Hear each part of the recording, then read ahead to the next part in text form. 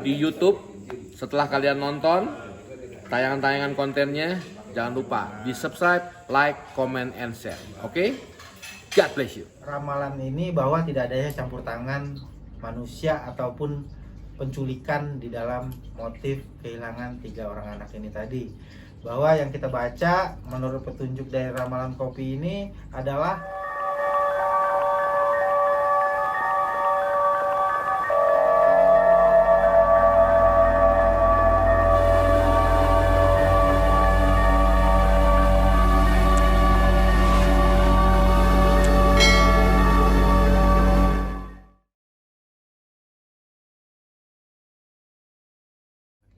jadi untuk adanya anak hilang 3 orang ya, itu yang hilang di Langkat secara misterius. Sebenarnya berita ini aku baru tahu, baru dengar, dan tadi sempat ngebaca sedikit kronologisnya.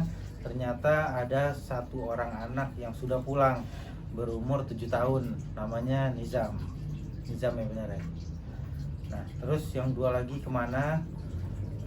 Sebenarnya kejadian ini bukan pertama kali untuk di Indonesia, bahwa banyak juga kejadian-kejadian aneh seperti ini yang terjadi secara misterius. Nah, mungkin nanti kita bakal ngebahas ataupun melihat ataupun menerawang lewat ramalan ataupun prediksi kopi. Jadi di sini mungkin kita menggunakan ilmu-ilmu tua untuk melihat prediksi anak ini sekarang ada di mana. Nah, dan kenapa 1 orang anak ini kembali tetapi tidak mau berbicara ataupun menjelaskan kemana anak ini hilang ataupun pergi sebelumnya gitu. Untuk proses ataupun kejadian-kejadian hilang seperti ini yang tadi saya sebutkan itu banyak kejadian yang seperti ini. Dan dulu saya juga di umur 4 tahun pernah mengalami hal yang sama tapi itu tidak lama. Sedangkan proses anak ini hilangnya itu udah hampir 1 bulan lebih. Tapi dulu saya sempat mengalami itu hilang selama 4 jam. Nah 4 jam itu saya merasakan proses trans ke alam lain. Terus di situ kita dihidangkan semua kenikmatan sehingga kita terlena untuk kembali lagi.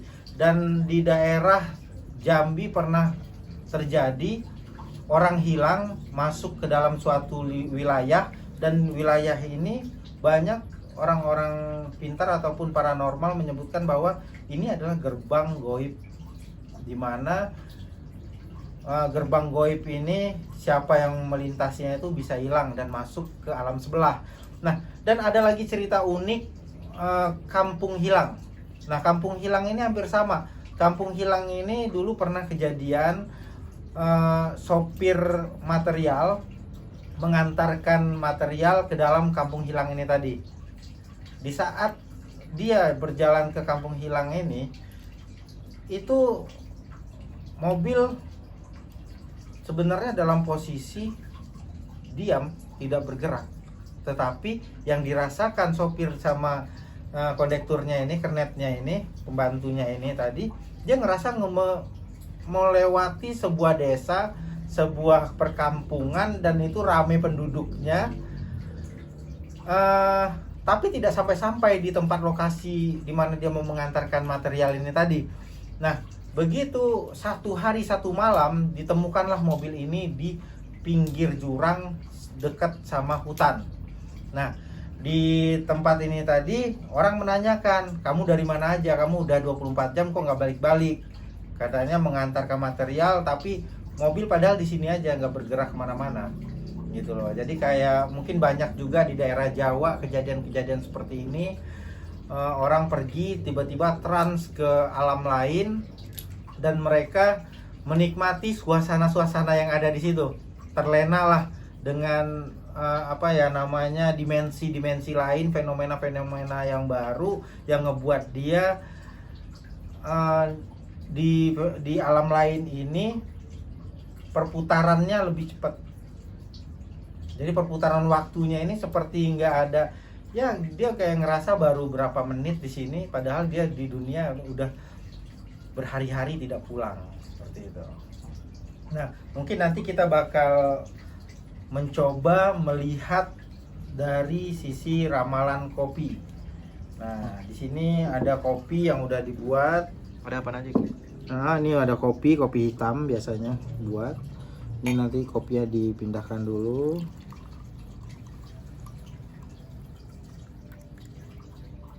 Jadi yang digunakan di sini hanya ampas.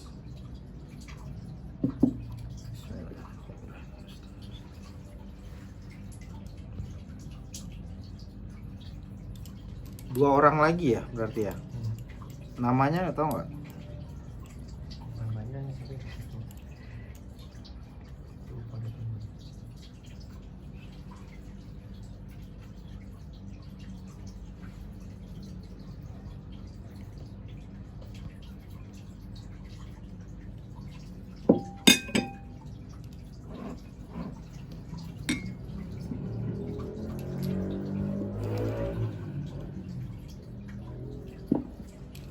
Nah, di sini ada garis simbol ataupun kita biasanya membacanya itu dari simbol-simbol garis yang ada di kopi ini tadi.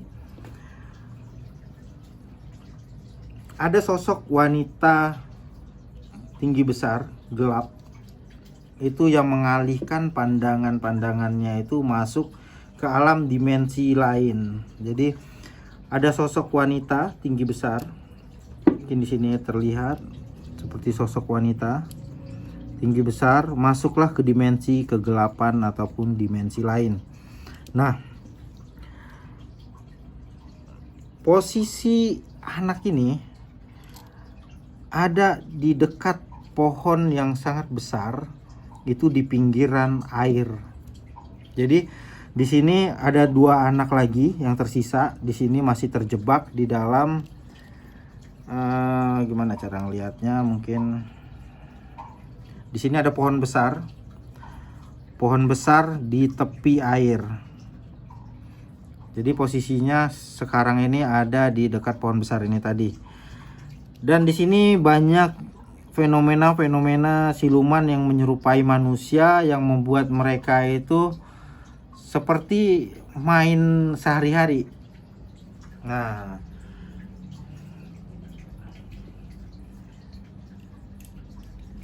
sedangkan satu anak ini merindukan ingin pulang ke rumah.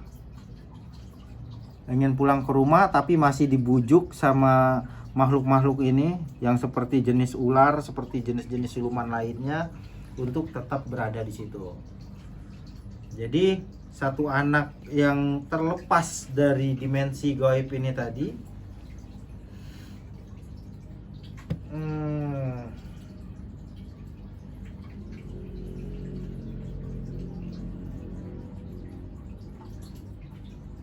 tapi ini bakal ketemu dalam waktu dekat.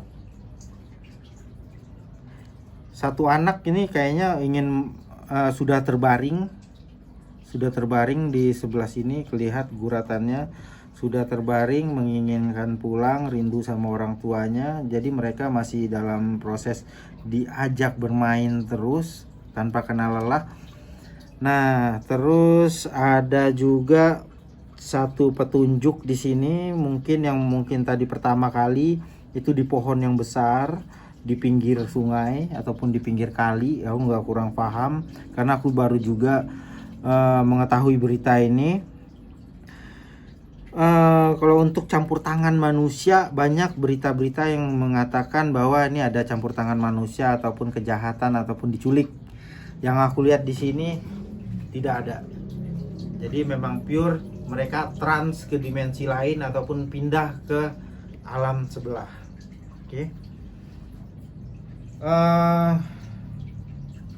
Mungkin dalam waktu dekat bisa dibilang ini tiga ini bisa disimbolkan bisa 3 hari lagi, bisa 3 minggu lagi anak ini akan bisa ditemukan. Oke, mungkin itu aja kesimpulan singkatnya tentang kehilangan 3 orang anak di Langkat. Kalau aku bilang di unsur goib ini ada unsur goibnya, maka tidak ada campur tangan manusia sebenarnya. Coba untuk ditemukan dulu pohon gede di daerah sana, ada sosok ada air di dekat situ, ada pohon gede tinggi banget.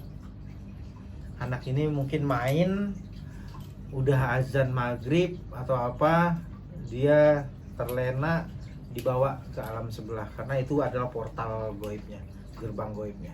Kalau aku bilang duanya masih hidup, nah, tapi yang satu udah mau keluar, satu lagi udah mau keluar, karena ada sebuah energi yang ngebuat fantasi di pikirannya itu ngeblank.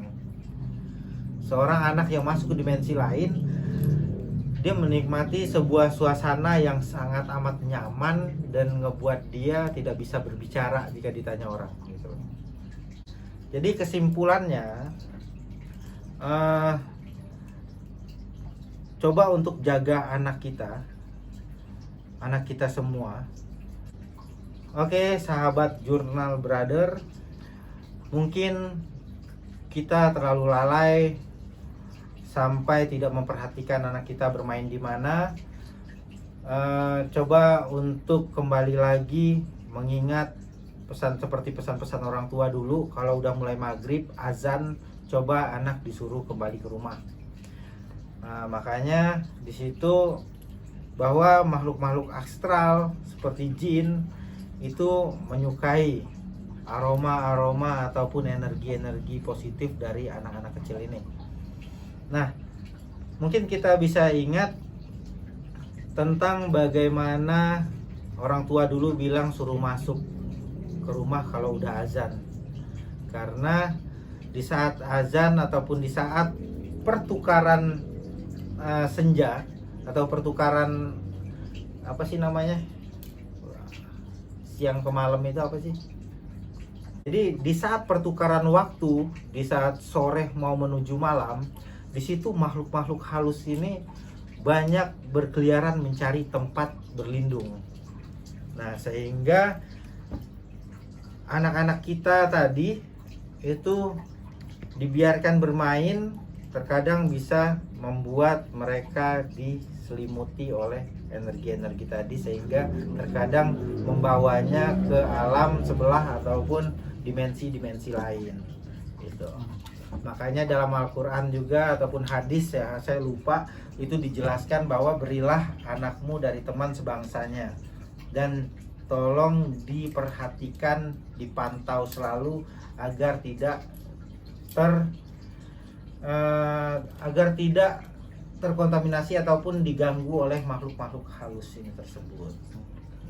Kasus seperti yang di Langkat ini menjadi sebuah pelajaran juga buat penonton-penonton dari Jurnal Brother, bahwa harusnya kita memperhatikan dan menjaga anak-anak kita dari gangguan-gangguan jin ataupun gangguan-gangguan orang-orang yang berniat jahat kepada kita.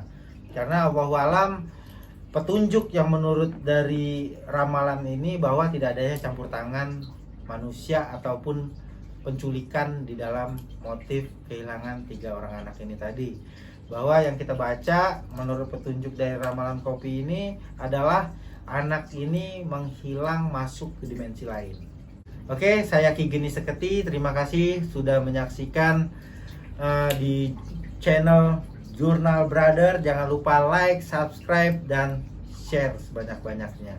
Salam, jangan takut gelap.